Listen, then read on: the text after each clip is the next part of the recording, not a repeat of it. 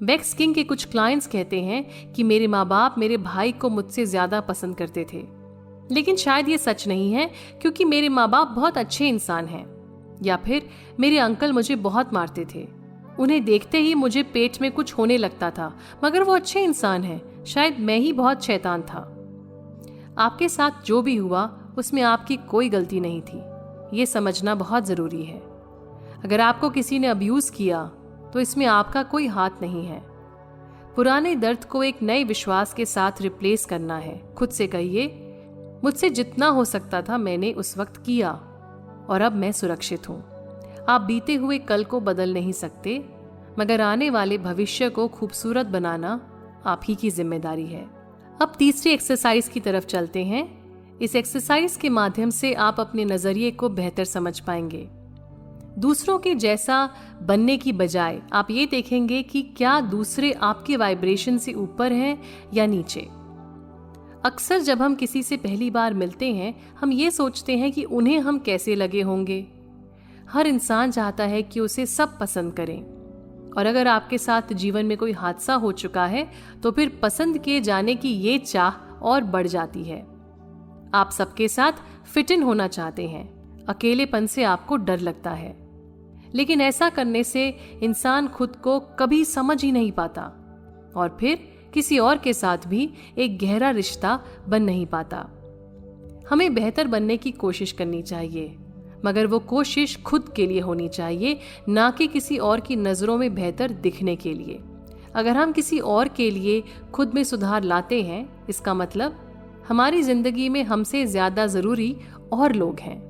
आप खुद को संदेश भेज रहे हैं कि आपकी अहमियत तभी है अगर लोग आपको पसंद करते हैं या फिर आप लोगों के हिसाब से चलते हैं। जब हम अपनी हीलिंग पर काम करते हैं, तब हमारे आसपास के सभी लोगों को हमारी ऊंची वाइब्रेशन से फायदा होता है। लेकिन हीलिंग का असली मकसद ये नहीं है। आपको किसी और के लिए इस रास्ते पर नहीं चलना है। इस रास्ते पर हम चलते हैं ताकि हम खुद से रिश्ता जोड़ सकें, क्योंकि हम मानते हैं कि हम एक खूबसूरत जिंदगी के हकदार हैं। ट्रॉमा यानी कि सदमे की वजह से हम खुद से अलग हो जाते हैं। अंदर क्या हो रहा है इससे फर्क नहीं पड़ता। अगर बाहर से सबको आपकी जिंदगी अच्छी लग रही होती है तो आप अंदर देखने की कोशिश ही नहीं करते। शायद आपको पता ही नहीं कि अंदर से खुश कैसे रहा जाता है, मगर सच ये है कि आप खुद ही अपने हीलर हैं। चलिए अब हम ये एक्सरसाइज करके देखते हैं। अपनी आंखें बंद कीजिए, कुछ गहरी सांसें अंदर लीजिए और फिर छाती को बिल्कुल खाली कर दीजिए।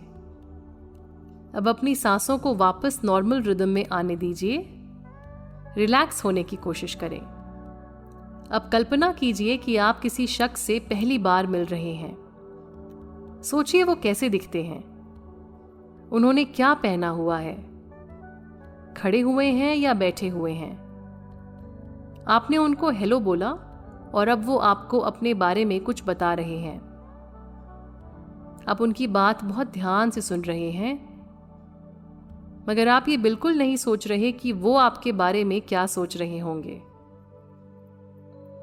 आपके हाथ कैसे चल रहे हैं, या आपके बाल कहाँ हैं, या फिर उनकी बातों का जवाब आप कैसे देंगे, ऐसा कोई भी ख्याल आपके जहन में नहीं है। इसके बाद आप इस शख्स को अपने बारे में बता रहे हैं, अपना नाम या कुछ और, मगर बताते हुए आप ये नहीं सोच रहे कि उनको आपकी बातें कैसी लग रही हैं। उनको कुछ ऐसा बताइए जो आपको अपने बारे में पसंद है, ना कि वो जो उनको आपके बारे में पसंद आ सकता है। अब आप दोनों हाथ मिलाते हैं, गुड बाय बोलते हैं और अपने अपने रास्ते चल पड़ते हैं। अब खुद से मन में पूछिए, क्या मुझे ये शख्स पसंद आया? ये सवाल पूछकर हम सामने वाले को जज नहीं कर रहे हैं, हम बस खुद का सच समझने की कोशिश कर रहे हैं। इस शख्स की वाइब आपको कैसी लगी? क्या आप उनसे दोस्ती करना चाहेंगे? क्या आप उनके बारे में और जानना चाहेंगे? अपने जवाब को सामने आने दें। हाँ, मुझे ये शख्स पसंद है, या फिर पसंद नहीं है, या फिर पता नहीं। अब अपना ध्यान वापस अपनी सांसों की ओर ले जाएं। इस मुलाकात को पूरी तरह से भूल जाएं। इसके बाद जब आप चाहें अपनी आंखें खोल सकते हैं। अब समझते हैं कि अभी अभी हमने क्या किया। हम इमेजिनेशन में किसी से मिले, हमने उनसे बातचीत की और फिर हमने खुद से पूछा कि हमें यह शख्स कैसा लगा या कैसी लगी, और हमने क्या नहीं किया। हमने ये सोचने की कोशिश नहीं की कि सामने वाले को हम पसंद आए या नहीं। हमने खुद को सामने वाले की नजरों से परखने की कोशिश नहीं की। अक्सर हम हर बात पर खुद की परफॉर्मेंस को जज कर रहे होते हैं, लेकिन इस एक्सरसाइज से हमने अपने अंदर की आवाज को सुनने की कोशिश की। शायद आप अब भी इस बात से चिंतित होंगे कि आपके बारे में कौन क्या बोल रहा है। हीलिंग का सफर जल्दबाजी में तय नहीं किया जा सकता। पूरी तरह बदलाव आने में वक्त लगता है।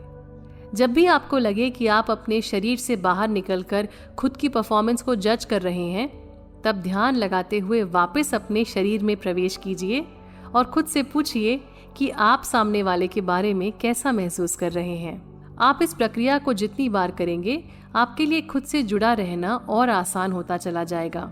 इसका मतलब ये बिल्कुल नहीं है कि हम खुद को उन लोगों से दूर कर लें जिन्हें हमारी मदद की जरूरत है। कभी कभी दूसरों को प्यार और सपोर्ट देना जरूरी होता है, फिर उनकी मानसिक स्थिति हमसे कितनी अलग ही क्यों ना हो। लेकिन रिश्तों में ये समझना भी जरूरी है कि जितनी ऊर्जा मैं इन रिश्तों को दे रही हूँ, क्या मुझे इनसे ऊर्जा वापस मिल रही है या नहीं। और सिर्फ इसी बुनियाद पर कि दूसरा इंसान आपको पसंद करता है, कभी भी खुद को किसी से रिश्ता बनाने के लिए मजबूर ना करें। जब आप मन की आवाज की इज्जत करते हुए खुद को उन लोगों से दूर कर लेंगे जिनसे आप कनेक्ट नहीं करते हैं, तब आपकी जिंदगी में ऊंचे वाइब्रेशन के लोगों की जगह खुद ब खुद बन जाएगी। हम खुद की हीलिंग खुद ही करते हैं, लेकिन साथ ही हमें कोई ऐसा चाहिए होता है जिसके सामने हम खुलकर रो सकें और जो हमें हमारे बुरे वक्त में संभाल सके। हम में से कोई भी इंसान ऐसा नहीं है जो अकेलेपन में हर वक्त खुश रह सकता है। खराब रिश्ते बेहद तकलीफदायक होते हैं और दूसरी तरफ अच्छे रिश्तों से जिंदगी बहुत खूबसूरत बन सकती है।